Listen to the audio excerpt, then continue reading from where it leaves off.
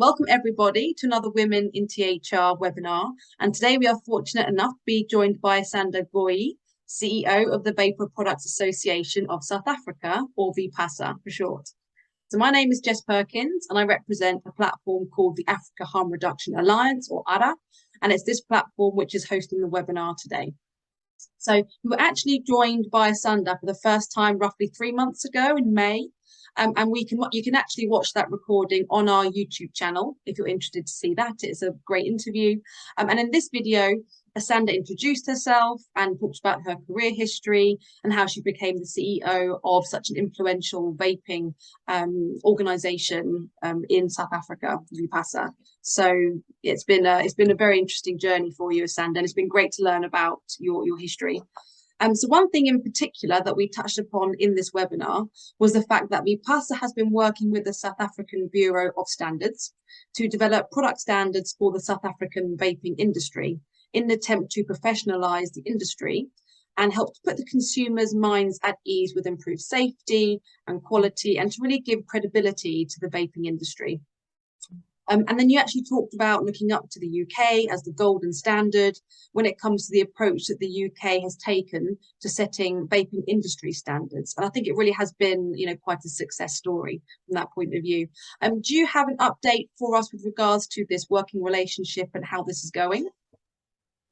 Okay, thank you, Jess, for having me once again. So the South African Bureau of Standards issued a press release, I think about 2.5 months ago after we spoke, announcing that this relationship has been formed and the process to have standards from the industry was starting. And one of the requirements then with that relationship and the whole process unfolding was that the points of communication would be the South African Bureau of Standards. So when there is updates, they would send out a press release on what has been happening. Suffice to say, we have had a first meeting and the standards process is underway. At the moment, I can't say much because of that clause in the relationship that they would be the ones who communicate. But we're very happy that we are where we are at the moment. And as you've rightfully said, consumers are our number one priority, and this really will help put their minds at ease knowing that vaping products are going to have standards that they can work against. Exactly, that's the most important thing, and it sounds like it's moving in the right direction, so that's really good to hear. And when we last spoke, we also talked about excise. So the National Treasury of South Africa wants to impose a vape tax or an excise as early as the 1st of January in 2023. And there's been a discussion document from the Department of Excise, and VPASA actually submitted comments in the attempt to revise the policies concerning excise on vaping products. And the draft bill, I believe, was due to be presented in June or July of this year, and the public consultations were due to start at that time. Do you have an update on any of that at all?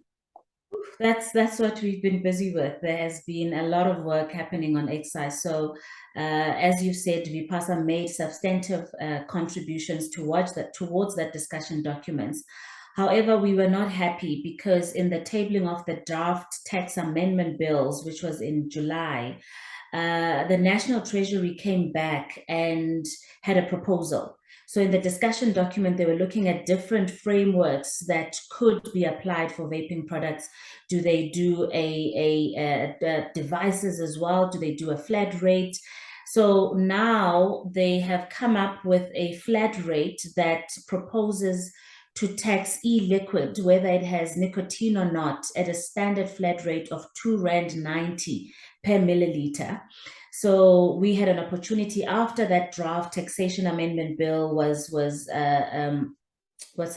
put out by National Treasury to make further submissions. Obviously, we are not happy with that, especially when you look at the rationale as to why National Treasury says they believe that excise is the way to go.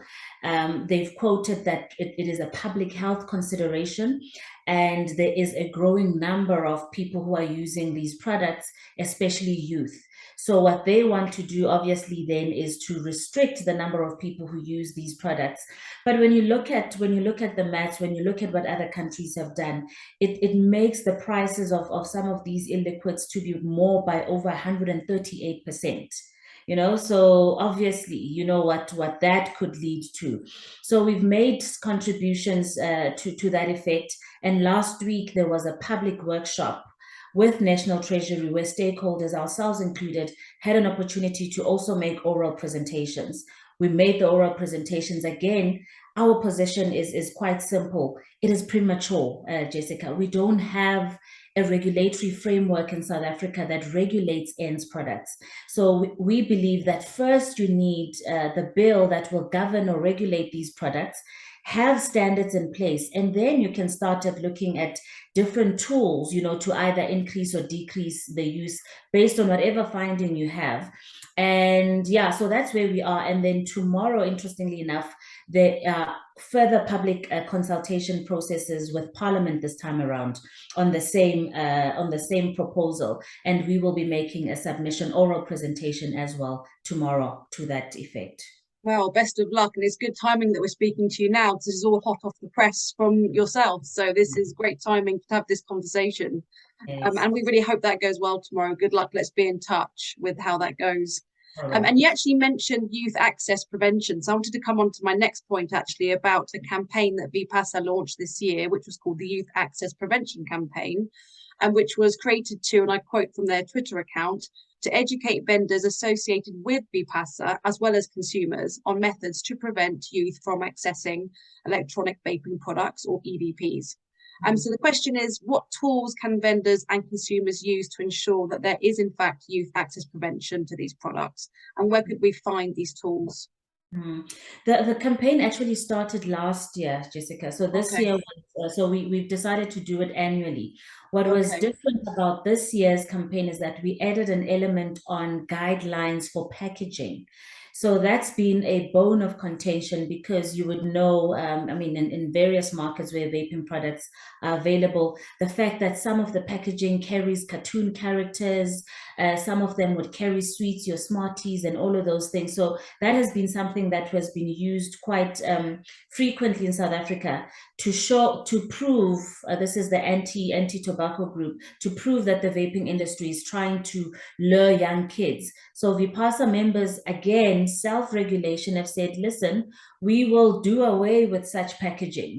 We will, because it's not, the packaging for us does not sell the product. We don't want kids to be addicted to these products. So we've had that update on the youth access prevention.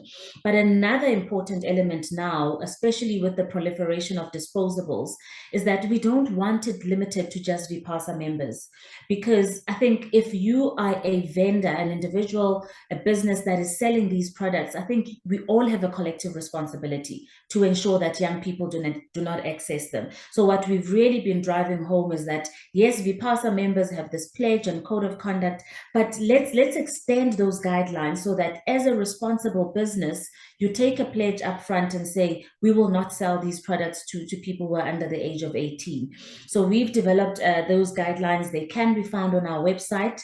There's a toolkit there on www.vpasa.org. There is a tag there, I think, on youth access prevention. That's where all of that information is. And again, it's not just on the industry, it is on parents, it's on communities. Everyone needs to make sure that when you do see young people buying these products, that you dissuade them, and you report when it does happen and it's a vendor. So we really do take that one very seriously. Yeah, and when we upload this webinar, in the description below, we'll actually put the link to the guidelines, and we can amplify that on our social media channel as well, just to reiterate those guidelines. So very useful tool. But now just quickly, let's go to the media. I always like to touch on the media.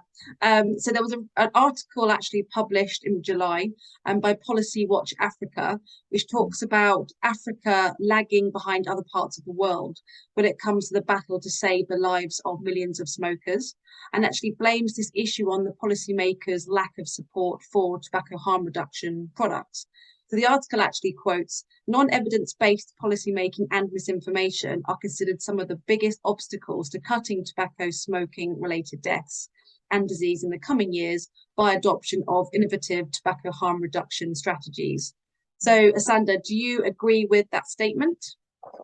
I do. Yes, I do. And I think if we don't call it out, we're not going to solve it. We really need to rely on evidence in making our policies. Yeah. Yeah. So how can we start to put in better strategies to influence, for example, policy actually using data and evidence? Mhm. It's education, Jessica. Hey, I really think sometimes we take it for granted that what we know because we are in the space is common knowledge. It is not. You know, I've engaged at those levels in parliament with decision makers, and oftentimes people genuinely do not know, you know. And I think the onus then is on us as individuals who are in the space to really what's this magnify our education and awareness campaigns, really go the extra mile in giving the information, because oftentimes I find that people may be making decisions based on lack of knowledge more than it being an ideological thing. You find the ideology. In South Africa, it's an ideological position that we have, you know, where you can see the science, you know, different, but you're choosing, you know. But in some African countries, it's actually not that. But I think collectively we need to really, really make an effort to make sure that we are and make the information easy to understand. For us, it's easy to understand, but sometimes when you give it to someone else, the terminology, and I mean, sometimes dissecting the research is not easy. So I think we need to make sure that it is easy to understand, because then that way people are able to engage with it a lot more. Yeah, so we being the advocates already in the space, anyone coming in, because I mean, if I'm a typical consumer, let's say, and I'm, you know, your standard vapor who goes to my vape shop and I go and I vape products and I've used that to come off smoking and I understand the health benefits and I'm very supportive of the category. What could I personally do to help in this area? We see it a lot in the space where consumers say, we are the evidence. You are the evidence. You need to give testimonials. You need to share your story. You know, in South Africa, we've got a very active consumer group called Vaping Saved My Life. And they've been gathering a lot of testimonials there. Those kinds of platforms are important because here it's not Jess or Asanda speaking. This is the person who's experienced this. You know, they know what it was like when they were smoking and what it's like now that they're vaping. So I really think we need to encourage more people to speak out, and let's record those testimonials and share with decision makers on the real impact of tobacco harm reduction. Yeah, because really, ultimately, these consumer groups and where we have these real life testimonials, are ultimately the people that can really implement change as well in collaboration with organizations like VPASA, people like yourself. But we need those consumers to step forward, to contact these groups and to really submit their personal experiences. So I think that's a really nice, practical, quite simple way that somebody off the street who's a standard vapor can just go and influence this area. So think Yeah. that's a really good suggestion. Yeah. And just lastly, so you've recently joined the Advertising Regulatory Board of South Africa. Tell us a bit about that organisation and your role, and what do you personally plan to bring to the table? So the advertising regulatory body is an organization that administers. It's a widely accredited code of advertising practice in South Africa that regulates advertising content. So how I got to be a part of it was VPASA decided to join the organization again as part of self-regulation, because in part of as part of the work that we're doing in discouraging youth access, advertising is another big issue that we have here in South Africa. False claims are made and people are making it seem as if it's cool to vape. You know, it's a lifestyle thing. So we really need to make sure that what we communicate in advertising is factual. We don't want to glamorize this thing and get young people to be addicted to it. So Vipasa joined the organization, and part of that then was they asked me to be a part of the board, in terms of then our responsibility as the association. So I'm actually there on behalf of VPASA, and as someone who has a vested interest in making sure that we communicate truthful information, because that's what we fight when we fight in this area, that disinformation and misinformation is wrong.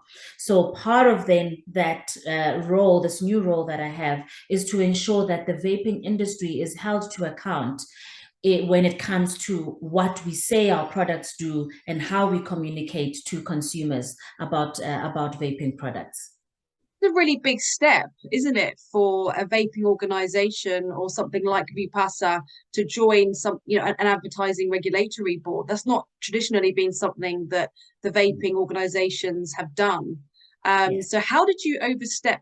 How did you manage to do that? How did you break that barrier? It actually, we got invited, interestingly enough. So we got an invite. I guess also because vaping products are gaining so much traction in South Africa that everyone is talking about vaping now, you know. And I think when we first had the original conversation with ARB, the biggest area of concern was youth. So we were aligned in terms of how do we, at the very least, make sure collectively that we do our bit in making sure that young people are not getting access to these products because they are being glamorized, etc. So the VPASA board thought this was a perfect match to what we are trying to do, and we went for it. And I assume then that the Youth Access Prevention campaign launched last year has got lots of traction and eyeballs in Yeah. the media sphere. So that's probably been very influential for VPASA in this regard. It has, and I mean, there's always more we can do, Jess. They really, I think, in this area, and I think now where we are in South Africa with excise, with the bill, with standards, it's very easy to point the finger at the industry. You know, yes, young people are using these products, and we discourage it. But I think what we need to start doing, this is both government as well as industry and communities, is that instead of pointing the blame at the industry, we need to start finding ways that we can collaborate. You know, there's campaigns we could do with government, tag on to campaigns on other things where we add an extra message about vaping, you know. So I really think that yes, we are trying to do as much as we can, but there's always more that we can do. But I don't think it is just our responsibility as the industry. Everyone needs to be a part of this important initiative on preventing young people. Yes, I completely agree. But on that note, we'll wrap up. And best of luck for tomorrow, by the way. We'll be in touch. I'd love to know how that goes.